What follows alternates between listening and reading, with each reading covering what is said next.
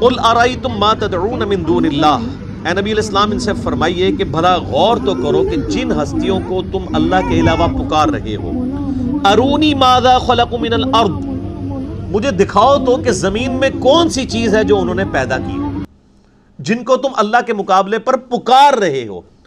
یہ تدعونی لفظ لکھا ہوا ہے، لیکن آپ دیکھیں جن لوگوں نے بھی شرک کو چھپانے کی کوشش کی ہے، توحید کا مقدمہ بگاڑنے کی کوشش کی ہے، اگر آپ ان کے ترجمے اٹھا کے دیکھیں گے نا تو انہوں نے تدعون کا ترجمہ ہی بدل دیا ہوگا، یا انہوں نے ترجمہ کر دیا ہوگا کہ اللہ کے علاوہ جن کی تم عبادت کر رہے ہو، تاکہ کسی کے دماغ میں نہ آئے وہ کہ ہاں جی ہم تو شیخ عبد القادر جیلانی کی عبادت تو نہیں کرتے، لیکن یہاں تو ذکر تھا پکارنے کا۔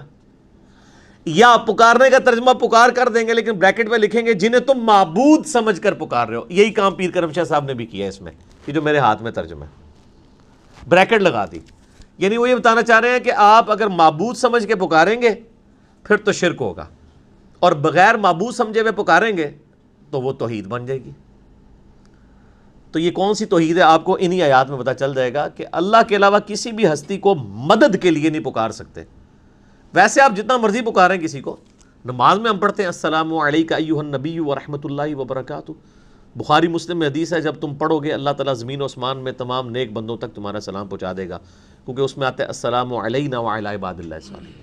تو یا رسول اللہ سے تو کوئی انکاری نہیں ہے، آپ پکاریں کوئی حرج نہیں، لیکن جیسے ہی آپ یا رسول اللہ مدد کہہ دیں گے، یہ اب آپ ڈیوینٹی میں کلیم کر دیں گے، ایاک نعبد و ایاک نستعین، اے اللہ تیری ہی عبادت کرتے ہیں، تجھ ہی کو مدد کے لیے پکارتے ہیں۔ یہ والی جو مدد ہے نا دعا والی، یہ صرف اللہ سے ہو سکتی ہے۔ ظاہری اسباب میں تو آپ مسلمان کیا کافروں سے بھی مدد مانگ سکتے ہیں۔ بخاری میں حدیث ہے نبی علیہ السلام کی وفات اس حال میں ہوئی کہ آپ کی زرہ یہودیوں کے پاس گروی رکھی تھی، یہودیوں سے مدد مانگی ہوئی تھی، لیکن کہیں آپ کو کوئی روایت نہیں ملے گی کہ کسی نے نبی علیہ السلام کی زندگی کے بعد آپ کو مدد کے لیے پکارا ہو، یا آپ صلی اللہ علیہ وآلہ وسلم نے صحابہ کرام کو ان کی وفات کے بعد، یعنی آپ نے غزوہ احد میں سیدنا حمزہ شہید ہوئے ہیں تو آپ نے غزوہ خندق میں کبھی پکارا ہو یا حمزہ ابن عبد المطلب المدد، ایسا کہیں نہیں آپ کو ملے گا۔ اب جو سامنے آپ اس سے ضرور مدد لیں وہ تو ظاہری اسباب ہے، وہ تو سب سے بڑا مشکل کشا تو سورج ہے، اگر آپ نے ظاہری اسباب پہ جانا ہے۔ آج سورج ختم ہو جائے تو دنیا کا کوئی بزرگ جو ہے زمین کا نظام نہیں چلا سکے گا۔ سورج کی وجہ سے ہی ہماری خوراک تیار ہوتی ہے، اس خوراک کو ہم بھی کھاتے ہیں، جانور بھی کھاتے ہیں فوٹو سنتھسس کے ذریعے، اور جانوروں کا یہ پورا فوڈ سائیکل سورج کی وجہ سے چل رہا ہے۔ سورج کی وجہ سے ہی سمندروں کا پانی ویپوریٹ ہوتا ہے، وہ گلیشیئرز کی فارم میں سٹور ہوتا ہے پہاڑوں کے اوپر، وہاں سے گلیشیئر پگھلتے ہیں۔ پوری دنیا میں جو زمین کے سوتوں میں نیچے پانی دریا بہہ رہے ہیں یا اوپر بہہ رہے ہیں، پورے یعنی زندگی جو ہے سورج کے اوپر ڈیپینڈنٹ ہے۔ سورج ختم دنیا ختم، تو کیا ہم کہتے ہیں المدد یا سورج؟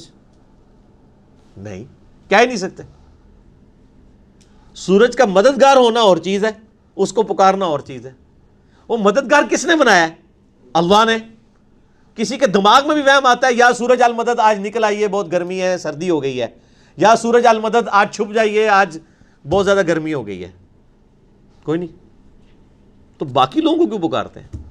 فرشتوں کی اللہ نے ڈیوٹی لگائی ہے بارش کے اوپر، آج تک کسی کے دماغ میں بھی آیا کہ ہم کہیں کہ یا میکائیل علیہ السلام مہربانی فرمائیے اور آج بارش فرما دیجیے؟ کس سے پکارتے ہیں؟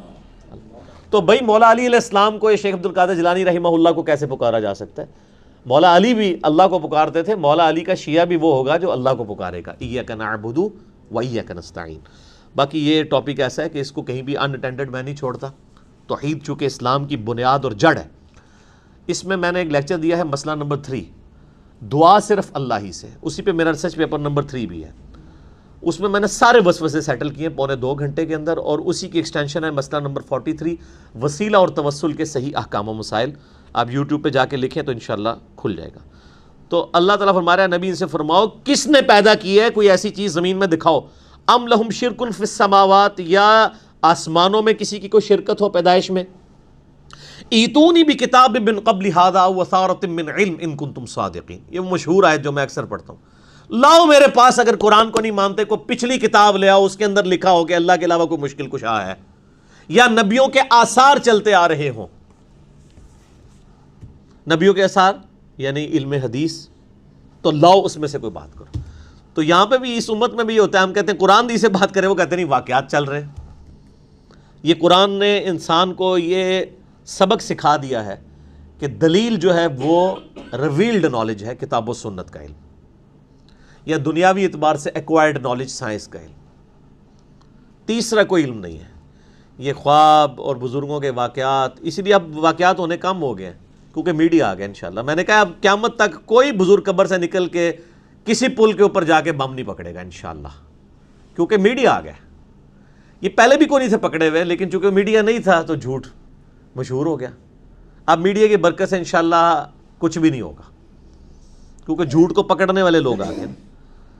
تو یہ اویئرنیس لوگوں کے اندر آ گئی ہے، لوگوں کو اب سمجھ آ گئی ہے، اور یہ جو کہانیاں ہمیں بچپن سے سنائی جاتی تھی وہ ساری کی ساری اپنی موت خود مر گئی ہیں۔